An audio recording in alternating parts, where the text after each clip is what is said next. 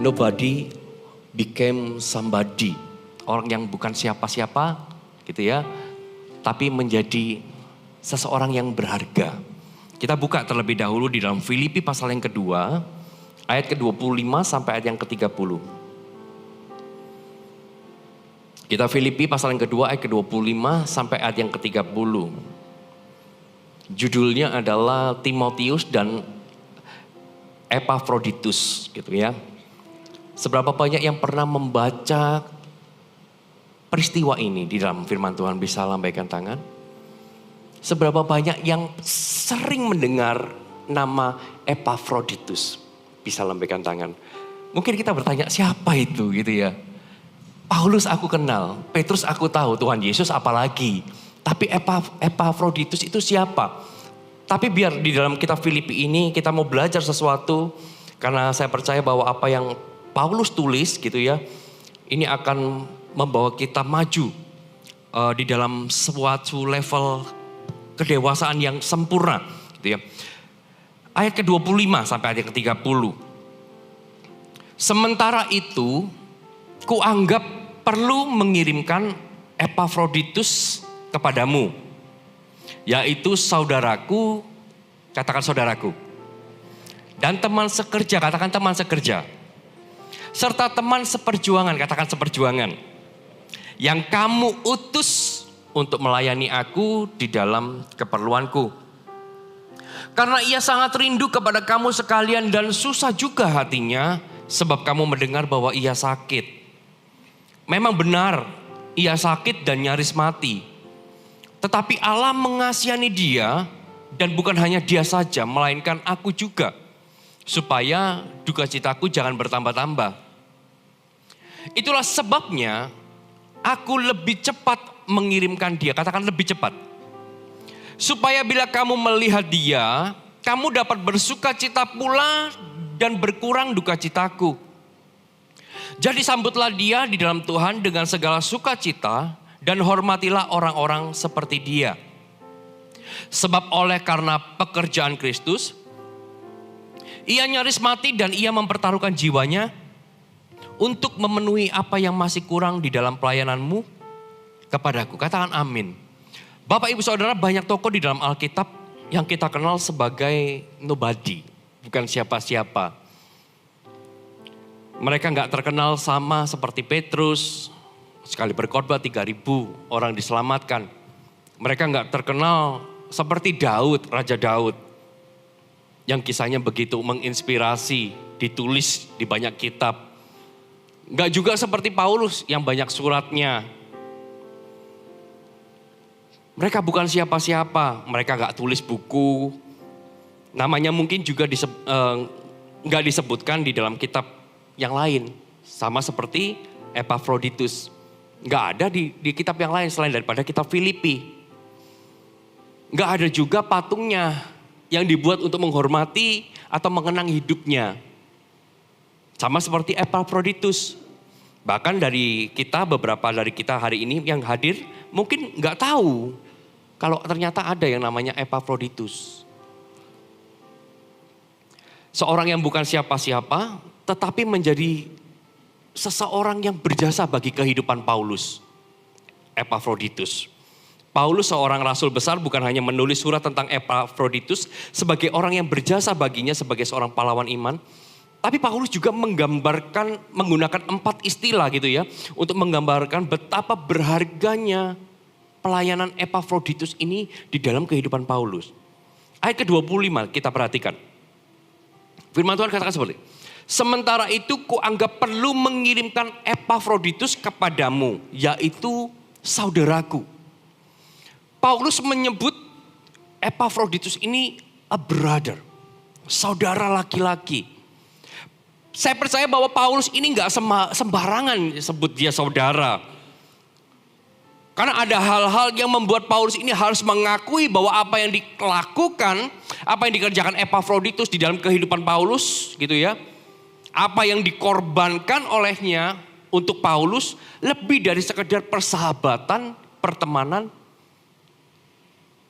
Tapi seperti saudara. Kata brother, kata saudara. Paulus ini sedang menggambarkan satu ikatan darah. Sebuah hubungan yang begitu baik. Lebih dari sekedar sahabat. Dia ini saudaraku. Seperti sekalipun gak punya ikatan darah. Tetapi Paulus ini menggambarkan bahwa aku seperti punya ikatan darah. Ini kayak adikku laki-laki nih. Ini kayak kakakku laki-laki. Begitu dekat, begitu hangat. Sehingga digambarkan oleh Paulus, a brother. Saudaraku. Dan Paulus juga menggunakan istilah teman sekerja. A fellow worker. Atau rekan kerja. Paulus mengakui bahwa Epaphroditus punya visi dan misi yang sama di dalam pekerjaan Allah. Makanya dia anggap ini partnerku ini. Joinanku lah gitu ya bahasa bisnisnya. Karena apa yang dikerjakan sama. Seperti apa yang dikerjakan Paulus. Saling dukung. Merasakan sebuah kerjasama tim yang baik bersama Epaphroditus di dalam beritakan Injil. Makanya Paulus menggambarkan kehadiran Epaphroditus ini sebagai rekan kerja. Yang saling dukung, saling support. Bergerak bersama-sama. Dan gak berhenti di sana. Paulus juga gambarkan serta teman seperjuangan. Dengan bahasanya a fellow soldier. Atau rekan seperjuangan. Rekan prajurit gitulah ya bahasanya. Sebuah rekan yang hadir dalam masa-masa sulit. Bukan cuma sekedar partner, rekan kerja. Tapi ini rekan seperjuangan. Artinya ada hal-hal yang membuat mereka ini berjuang bersama. Ada hal-hal yang membuat mereka ini membayar harga bersama-sama di masa-masa sulit. Yang namanya perang itu enggak pernah masa nyaman. Yang namanya perang itu selalu masa sulit. Dan dikatakan bahwa ia adalah a fellow soldier. Rekan seperjuangan. Epaphroditus muncul dalam kehidupan Paulus sebagai orang yang sama-sama berjuang. Di mana mereka ini saling melindungi, saling menopang, saling dukung, saling jaga. Seperti pada saat mereka ini berada di dalam medan pertempuran. Kalau di dalam perang gitu ya, saya suka sekali lihat film dokumenter, film Perang Dunia I, Perang Dunia II. Ada sebuah kalimat yang saya begitu tertarik gitu ya. Saya gambarkan. Lah satu kali ketika terjadi pertempuran gitu ya. Satu dengan yang lain itu berkata seperti ini. Kita adalah keluarga di medan pertempuran. Siapa orang yang harus kita jaga di medan pertempuran? Adalah orang yang di sebelah kita. Jadi sebelah kita dan sebelahmu saling melindungi. Itulah yang dimaksud dengan a fellow soldier. Rekan seperjuangan. Saling menjaga. Kalau perlu mati buat mereka. Karena film perang-perang kan kayak gitu. Dan yang berikutnya Paulus ini menggambarkan gitu ya. Sementara itu kuanggap perlu mengirimkan Epaphroditus kepadamu yaitu saudaraku, teman sekerja, teman seperjuangan yang kamu utus. Paulus gambarkan Epaphroditus sebagai sang utusan. Orang yang diutus. A messenger. Seorang utusan. Seorang yang bukan keluarga tapi dengan sengaja diutus. Dengan sengaja membayar harga untuk membantu Paulus di dalam ladang Allah. Seorang epistle of Christ, suratan Kristus yang dari hidupnya Paulus bisa melihat Tuhan di dalamnya. Seorang utusan, a messenger. Dari kehidupannya Paulus bisa melihat pesan Allah. Kristus di dalam hidupnya. Dan yang kelima adalah dikatakan seperti ini firman Tuhan. Yang kamu utus untuk melayani aku di dalam keperluanku. Ternyata ada satu lagi yang diakui oleh Paulus sebagai a minister atau pelayan semua orang. Yang menggambarkan begitu dekatnya Epaphroditus di dalam kehidupan Paulus. Digambarkan pelayan semua orang, a minister. Seorang yang melayani tanpa pilih-pilih pelayanan, tanpa pilih-pilih orang untuk dilayani. Sekalipun Paulus di dalam penjara gak bisa berkhotbah seperti Petrus. Mungkin di depan ribuan massa hanya bisa menulis surat dan sampaikan ke jemaat. Dia tetap melayani di sana. Gak pilih-pilih pelayanan. Dia melayani semua orang. Pada waktu itu melayani orang di penjara itu adalah pelayanan yang dianggap paling rendah. Tapi Epafroditus, dia dikatakan bahwa a minister, pelayan semua orang, tidak membeda-bedakan kasta, tidak membeda-bedakan pelayanan, semua pelayanan sama di mata Allah. Jadi sekalipun Epafroditus ini bukan siapa-siapa, ia ternyata bisa menjadi seorang yang sangat berjasa bagi kehidupan satu orang, yaitu Paulus. Nobody become somebody. Dari sini kita bisa melihat bahwa minimal kita bisa jadi berkat buat satu orang. Simple loh dipakai Tuhan itu. Menyenangkan Tuhan itu simple. Jadi berkat aja. Buat orang lain. Kalau engkau gak bisa jadi berkat buat banyak orang, satu orang aja. Sama seperti Epafroditus. Dia mungkin gak bisa melayani banyak orang, tetapi hanya bisa melayani Paulus. Dan dia jadi berkat buat Paulus. Dari hal ini kita bisa tangkap bahwa setiap kita ini punya peran. Gak ada yang nganggur. Peran kita ini sama-sama penting satu dengan yang lain. Sekalipun kita melayani satu orang, peran kita penting bagi orang itu. Katakan amin. Bagian kita adalah menjalankan peran kita dengan baik-baik, sebaik-baiknya sehingga peran itu makin lama makin tajam dan berdampak buat orang lain. Nah, kita mau belajar gitu, dari Epafroditus. Ada 4 nilai hidup yang dihidupi oleh Epafroditus sehingga nilai-nilai yang biasa tetapi menjadi luar biasa bagi orang lain. Sekali lagi kita baca ayat ke-25. Sementara itu kuanggap perlu mengirimkan Epafroditus kepadamu, yaitu saudaraku dan teman sekerja serta teman seperjuangan yang kamu utus untuk melayani aku. Katakan melayani aku. Di dalam keperluanku, ayat ke-26, karena ia sangat rindu kepada kamu sekalian dan susah hatinya sebab kamu mendengar bahwa ia sakit. Nilai pertama yang Epafroditus ajarkan buat setiap kita yang dituliskan oleh Paulus bahwa Epafroditus adalah seorang yang mengasihi sesama. Dia mengasihi sesama, dia pengasih sesama. Paulus menyebutnya sebagai pelayan semua orang. Karena Paulus melihat sendiri bagaimana kasihnya, pelayanannya kepada banyak orang. Ia mengasihi jemaat, hatinya begitu terbeban oleh belas kasih kepada banyak orang. Termasuk orang-orang yang mengutusnya, orang-orang Filipi. Orang-orang Filipi. Epafroditus begitu merindukan mereka. Dan sekalipun ia sakit, Epafroditus ini gak mau buat orang itu kepikiran, orang-orang Filipi. Jadi ketika orang Filipi ini dengar bahwa Epafroditus sakit dan orang-orang Filipi ini mulai kepikiran, susah hatinya. Dia gak mau jadi beban buat orang lain. Dan kasihnya, hatinya ini, dia hidupnya ini sebagai pengasih sesama. Ia gak mau buat orang khawatir.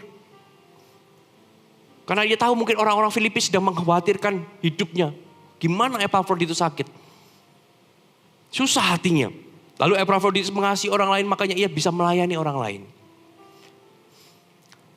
Dasar ministry kita harus kasih terhadap sesama. Bisa gak kita melayani tanpa kasih? Bisa. Bisa. Melayani tanpa kasih, itu bisa dilakukan. Tetapi, kasih itu bisa dilihat dan bisa dirasakan. Jadi ketika kita melayani tanpa kasih, orang itu juga bisa kerasa. Gak ada kasih di sini. Dia gambarkan dia orang yang mengasihi. Kenapa? Karena Paulus itu mengalami sendiri. Oh, begitu kasihnya dia sama Paulus. Begitu kasihnya. Sampai-sampai pelayanannya dirasakan. Bukan asal-asalan. Pelayanan tanpa kasih itu terlihat hanya sifatnya profesional. Makanya gereja sebesar apapun gak boleh dasar utamanya profesional. Semakin expert, semakin bagus. Siapa bilang? Semakin besar kasihnya itu semakin bagus. Semakin expert gak punya kasih, akan pangkas-pangkasan dengan departemen yang lain. Punya aku lebih baik. Ini harus profesional. Gak bisa. Memberikan yang terbaik itu perlu. Tapi dasarnya harus kasih. Kalau dasarnya gak kasih, gak bisa. Orang hanya melihat, oh ini profesional ini. Cara kerjanya profesional. Dunia juga bisa lakukan itu. Kalau kita menjadi sama-sama dunia hanya profesional, apa yang membedakan dunia sama kita? Nggak ada. Apa yang membedakan dunia dengan kita? Ya kasihnya itu. Jadi kalau kita merasa bahwa kita ini sudah expert di bidangnya, sudah profesional gitu ya. Kalau kita belum punya kasih, nothing.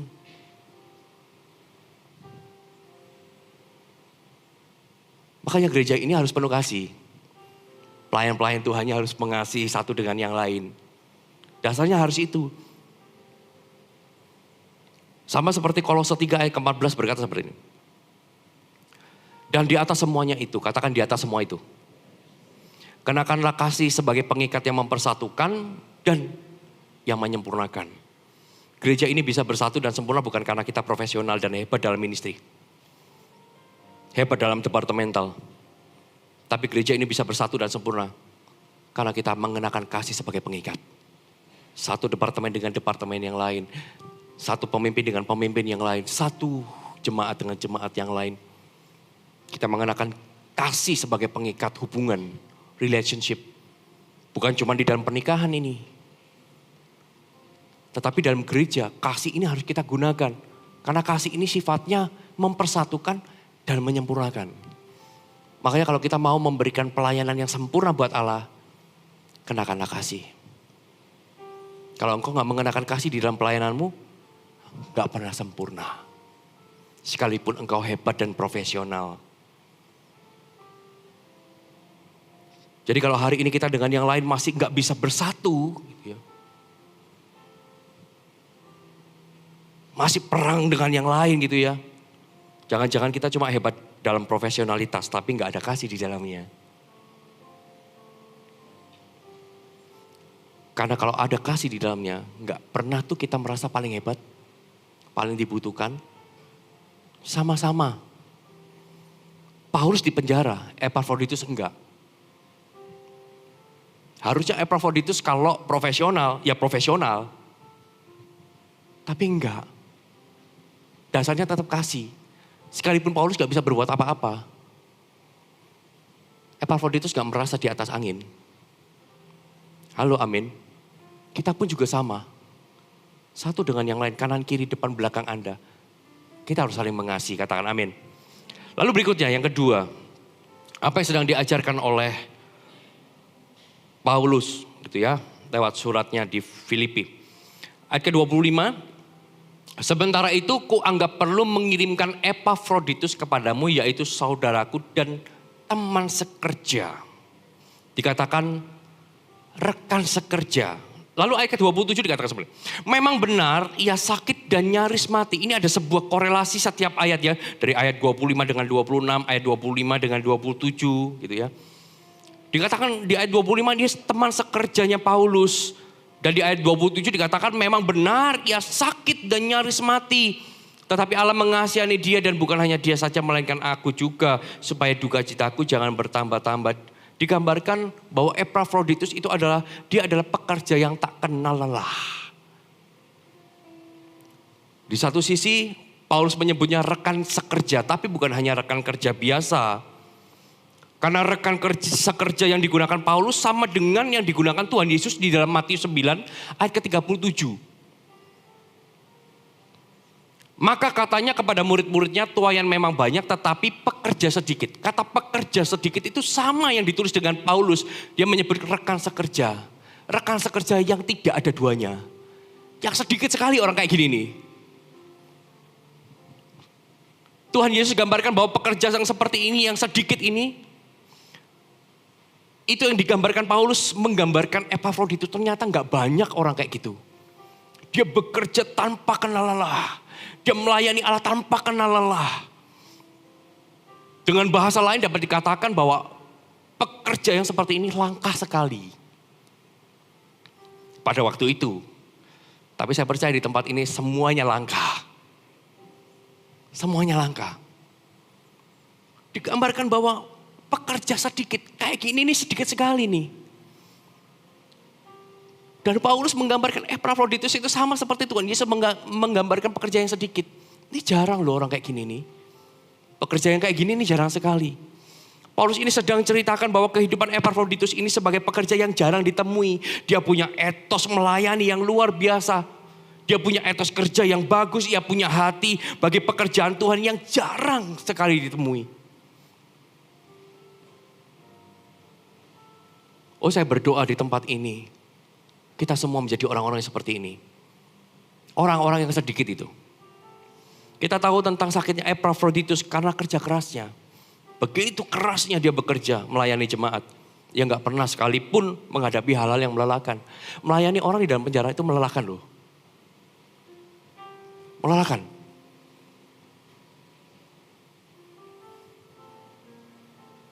Tapi dia gak pernah lelah. Epaphroditus gak pernah lelah.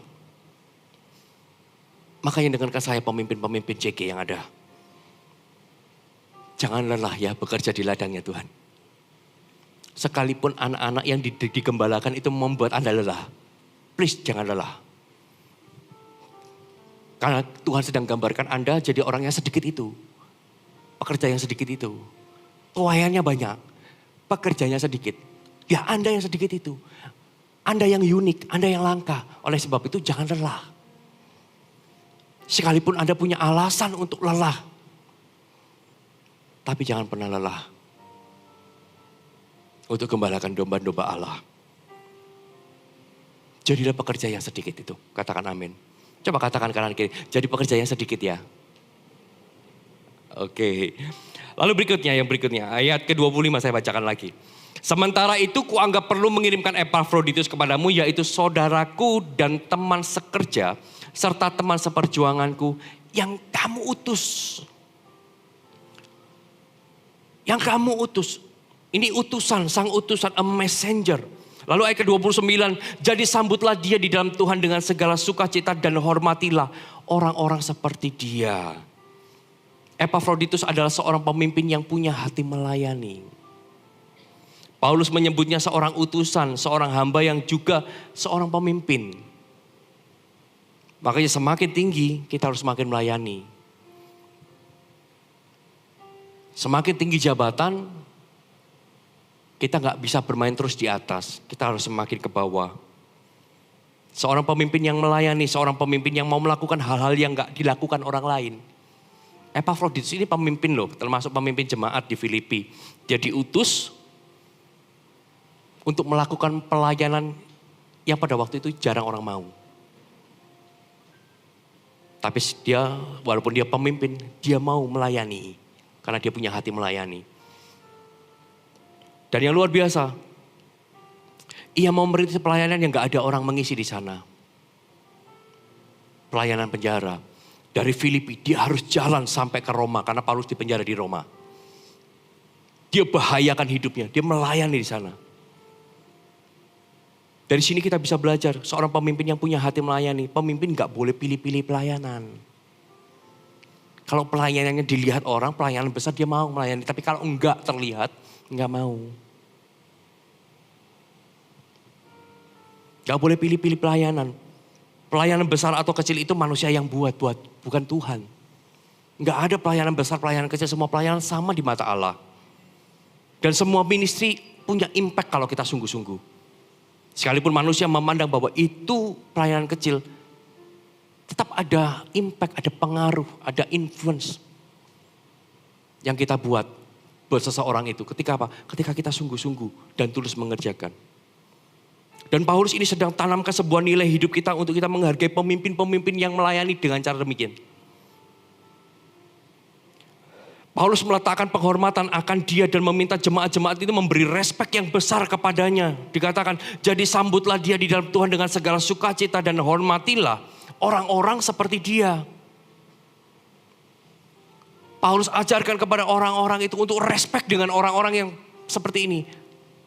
Pemimpin yang melayani, punya hati melayani. Kalau hari ini kita berada di dalam pengembalaan Connect Group, hargai orang-orang yang memimpin Anda, Bapak Saudara. Sekalipun mungkin lebih mudah. Sekalipun mungkin lebih mudah.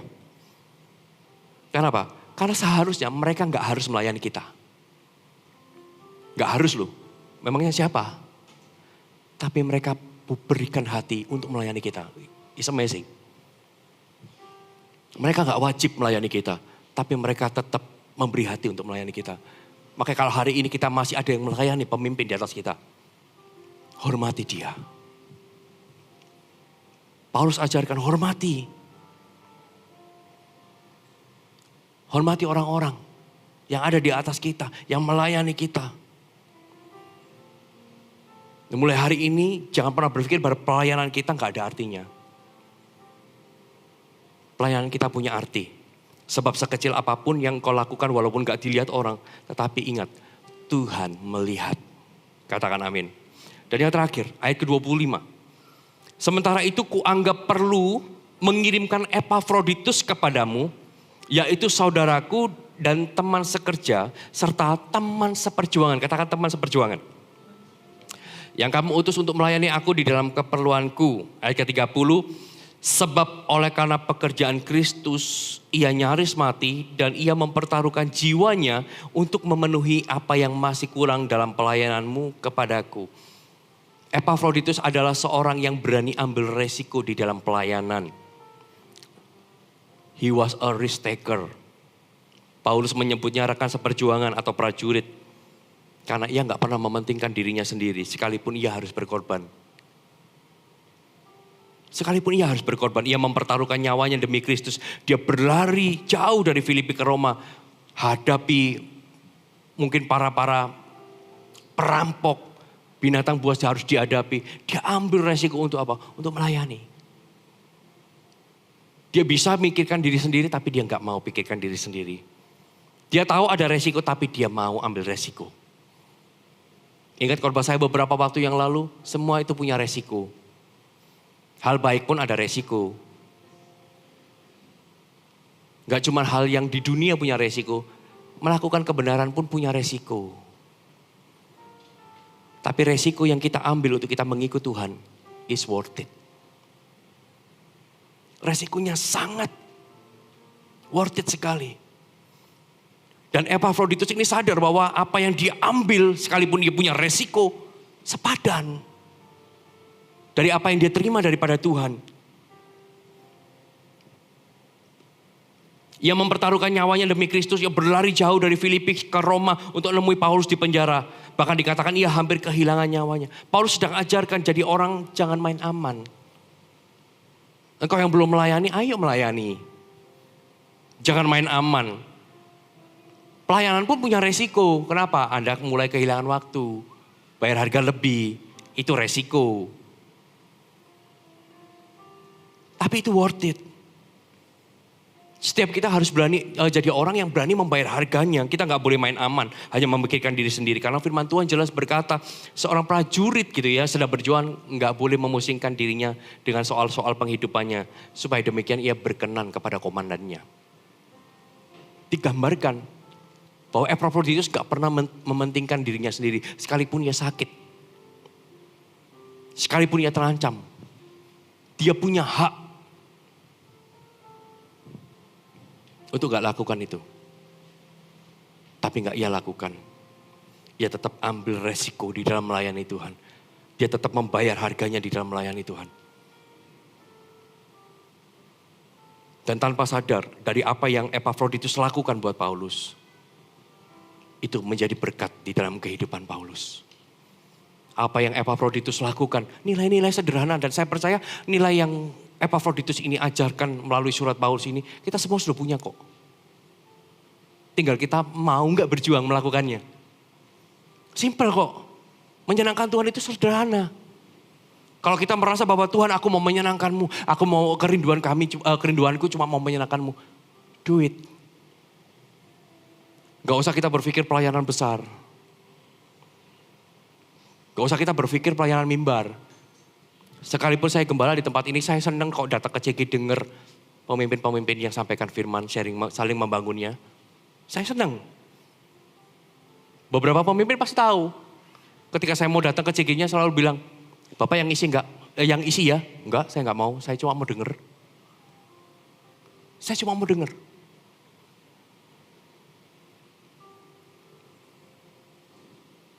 Begitu juga kita lakukan. Apa yang Epafroditus punya, kita sudah punya. Turutlah berjuang, ayo bangkit. Kita gak boleh berpikir, aku bukan siapa-siapa. Yes, we are nobody. Tapi bisa menjadi somebody.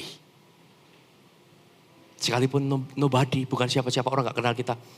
Lakukan apa yang Epaphroditus, maka engkau akan jadi somebody buat orang lain. Akan jadi berkat buat orang lain. Dan ketika orang itu jadi berkat, nama Allah dipermuliakan. Katakan amin. Amin. Kita mungkin bukan siapa-siapa, tapi kita masih bisa menjadi seorang yang berharga gitu ya bagi orang lain. Belajar dari Epaphroditus dalam nilai hidup yang dipraktekkan. Dan saya percaya Tuhan akan pakai hidupmu. Amin. Yang pertama tadi apa Pak Yusra? Dari Epaphroditus kita belajar apa? Mengasihi sesama. Lalu yang kedua, pekerja yang tak kenal lelah. Ketiga, punya hati melayani. Dan yang keempat, berani ambil resiko. Mari tutup Alkitab kita, bangkit berdiri.